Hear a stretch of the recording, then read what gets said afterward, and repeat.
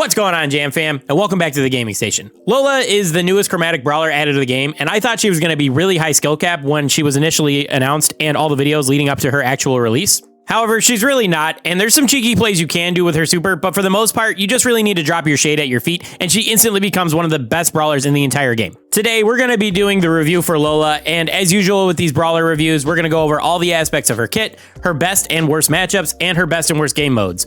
Through the video, I'll give my opinions on all of this stuff, but the TLDR is that she's really broken right now. And at the end, I'm going to give my thoughts on how she should be rebalanced. Okay, let's get started.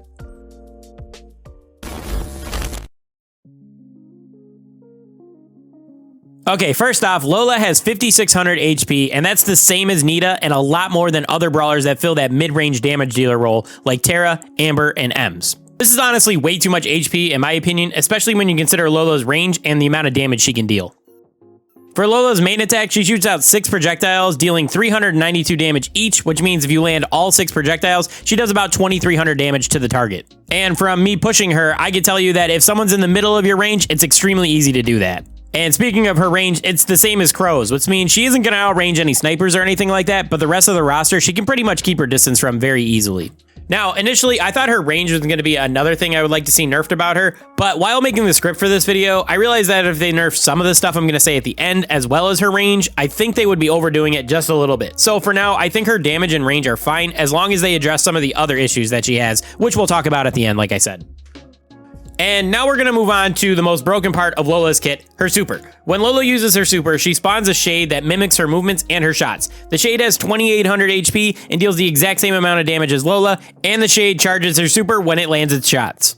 Now, this sounds super hard to use, and it can be if you throw the shade in front of you and you try to control it as its own brawler, but honestly, the right way to play it 90% of the time is to just auto-aim the super. Lola will drop it at her feet, and you'll simply just double your damage the entire time it's on the field, which is pretty brain dead in my opinion. There's some really simple things that help you get a little bit more out of the super, and I just want to mention those real quick.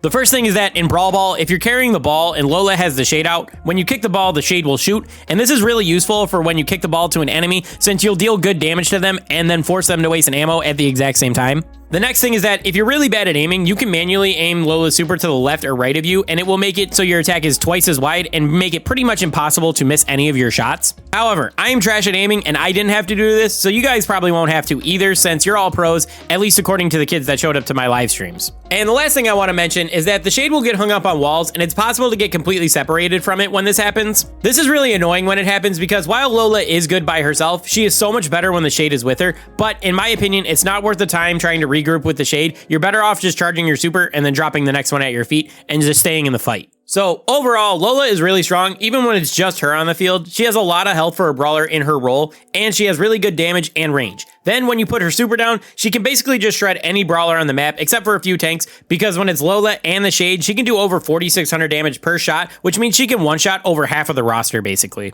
Honestly, I think there's a lot of reasons to pick Lola over other brawlers on the roster right now, and she boxes a lot of them out of the meta, and I think she needs some pretty heavy nerfs, but as I said a couple times now, we'll talk about those at the end of the video. Lola's Gadget Freeze Frame gives her shade a shield that lasts for 4 seconds and blocks 75% of damage, but while the shield's up, the shade cannot move. I personally think this is a terrible gadget, and I almost never used it while I was pushing her. It can be nice if you're facing a bee or a piper and the shade's in front of you, and you can use it to meat shield for you, but the fact that the shade can't move while it's active means that you're almost always going to get separated from the shade, and like I said earlier, that's not what you want to happen most of the time. I think that it would be better if it blocked less damage, but the shade could still move. But honestly, Lola is good even without a good gadget right now, so I'm not calling for a rework to this anytime soon. Lola's first star power is called Improvise. This makes it so Lola deals an extra 30% damage when she uses her last ammo. Again, this is another thing I'm not the biggest fan of, since this star power kind of rewards you for spamming shots and kind of punishes you for taking your time to aim. But it does bolster one of Lola's strengths, that being her damage, and it can help when an assassin or a tank gets in your face, so it's not a bad star power by any means. And finally, Lola's second star power, which should be out pretty soon I hope, is called Sealed with a Kiss. And this makes it so that her shade can also heal Lola and her allies by 100 HP per projectile, on top of still being able to do damage to the enemy. It's basically decapo. I think this is going to be my preferred star power for Lola when it does come out. Lola is already an insane damage dealer, and giving her the ability to heal herself and her teammates at the exact same time will make her so much more OP in my opinion. Now, I can understand if people prefer the other star power, as it can be very useful like I already said, but the sustain it offers for Lola and the support it offers for the rest of her team is just insane, especially when you consider the rest of Lola's kit on top of it. Okay, so for good matchups, Lola pretty much dominates a lot of the roster. The first set of brawlers Lola really likes to deal with are tanks, and obviously this makes sense since she deals so much damage and has such good range. The hardest tanks to deal with are probably Frank and Primo since they have a lot more HP and it takes a few more shots to kill them, but really they can't do a ton to outplay her, especially if she has her shade up. The next set of brawlers that Lola does really good into are the assassins, and for pretty much the exact same reasons she does well into tanks. I will say that Buzz can be a problem if he lands his stun on you, so you do need to watch out for that, and Crow can keep his distance and chip you down over time, but Lola has the tools in her kit to help her deal with these, so it's not that hard to play around, honestly. And the last set of brawlers that I really didn't mind playing against when I was playing as Lola were the sharpshooters. They generally don't have the range or the HP to go toe-to-toe with Lola. The really big exception to this is probably 8-Bit since he has a ton of HP and damage, and I believe he outranges her, but as far as the brawlers like Colt and Rico, Lola wins those matchups most of the time. Now, for Lola's bad matchups, and the first ones are going to be brawlers that have piercing or bouncing shot mechanics. The big ones that come to mind off the top of my head are going to be Jessie, Penny, and Belle, and weirdly enough, Mr. P. These brawlers have good enough range to be able to land shots on you while you're trying to shoot shots at them, and they can deal with both Lola and her shade at the same time. Belle is really the big one here because she also falls into the next category of brawlers as well. And those brawlers are the snipers. They can deal decent damage and keep out of Lola's range, making it hard for her to take them out, especially on open maps. Sure, she can one-shot them, but you can't one-shot them unless they are more towards the middle of your range, so you can land all of your projectiles. And as I said, Belle is probably the best of the bunch since she can deal with both Lola and the shade, but Piper and Brock are also pretty good at this, especially Brock because he does have the AoE on his rockets now. And the last set of brawlers I really didn't like to play into as Lola were the throwers. They can just hang out behind walls, lob shots at you, and can generally be difficult to deal with. And yes, you could try to throw your shade over the wall and try to use that to take them down, but there's two issues with doing that. The first is that it can be difficult to aim the shade by itself since it doesn't have an aiming marker, and the second is that you probably need to go pretty aggressive to pull this off, which makes you a very easy target for the other team. Overall, I'd say it's just better to switch lanes, honestly. Okay, so my favorite mode to play Lola in was honestly Gem Grab. She can work as both a lane and a mid brawler depending on the team comp you're running. She's really good at winning lane because of the amount of damage she can deal, and she can almost always use the shade to body block for her if you get into a pinch when you have the gems, especially if you have the gadget. This was honestly my preferred mode to play Lola in with randoms. The next mode I would say Lola is pretty good in is Brawl Ball. She deals a ton of damage, which is always good when you start getting close to the goals, and she does really well into tanks and assassins, which are pretty popular for the mode. And there's also that play that I mentioned where if you have the shade down and you kick the ball to an enemy, you do damage and force them to waste ammo getting rid of the ball as well. Overall, I think she's really solid in Brawl Ball. I just hate playing with randoms in Brawl Ball, which is why I didn't like pushing her there. I can also see her being pretty good on some of the heist maps like Pit Stop and Hot Potato. She can do a lot of damage to the safe, and she's really good into tanks and sharpshooters like I mentioned earlier. The only issue is that I think she's going to struggle on maps that prefer longer range characters like Kaboom Canyon, so you have to pay attention to what map you're playing before you pick her there. And honestly, the last mode I think she's really going to dominate in is probably going to be Knockout since she has really good damage, really good range, and a good amount of HP. But full disclosure, I don't play a ton of Knockout, so I could just be making this up to fill out the list. Let me know what you guys think about that down in the comments.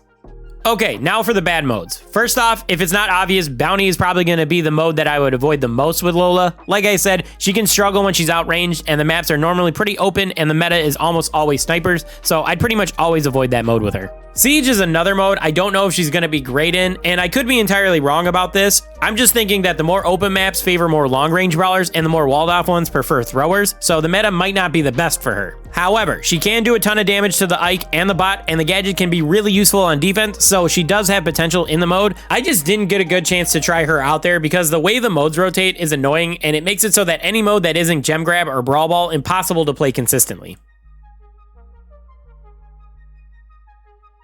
Lola is so much fun to play, and catching a brawler in the middle of your range and deleting them from the board is so satisfying. And she does have some skill cap to master if you can get good enough with controlling her shade by itself, but it's not a must if you want to get good enough just to win with her consistently. And in my opinion, she's not gadget or star power dependent, so that's a huge plus for her as well. But as you probably know, I'm going to say this, Lola is broken right now. She has way too much HP, range, and damage to be considered anything less than a top 5 brawler. So what would I do to try to rebalance her? Okay, first off, her HP. I personally think her having the same amount of HP is the first thing that helps her box other brawlers out of the meta, like I mentioned earlier. So right off the bat, I would argue that her HP needs to be nerfed down to either 5040 like Ems and Jean, or maybe even lower into the 4500s like a lot of other mid-range brawlers are. And the next thing I think needs to be looked at is her super, and specifically the amount of damage that it offers and the amount of time that it lasts on the field. We'll start with the damage. So the fact that you put the shade at your feet and it literally doubles your damage is just not fair. Just to restate this, a full shot from Lola deals 2300 damage, so when the shade is at your feet and the patterns line up almost perfectly,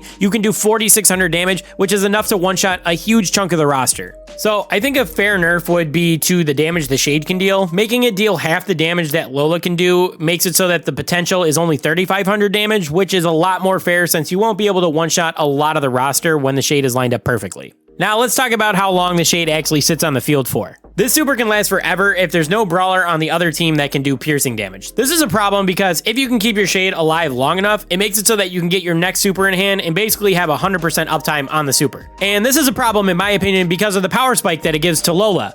Lola is so good to begin with, and then when she has her shade on the field, she gets 100% better, and it's just not fair for other brawlers in my opinion. So my fix for this would be to give the shade a health decay over time and make it harder to have a 100% uptime on the shade. I think they should give it a timer of something like 20 seconds, meaning that it would lose 140 HP per second. And honestly, this might even be a little generous because you only need to land 2 full shots when the shade is up to fully recharge your super anyway. I just think they need to do something to help teams that don't have piercing damage give some kind of play around, and this is the easiest way I could think of. I tried to be fair with these nerf ideas, and I think they would be pretty decent at making her a little more balanced overall. But Lola is probably one of my newest favorite brawlers to come out, and like I said, she's a ton of fun to play, and her skill set fits my wheelhouse pretty well. I'm pretty excited for her second star power to come out, and I can't wait to try her with it, and honestly, it might make her my absolute favorite brawler.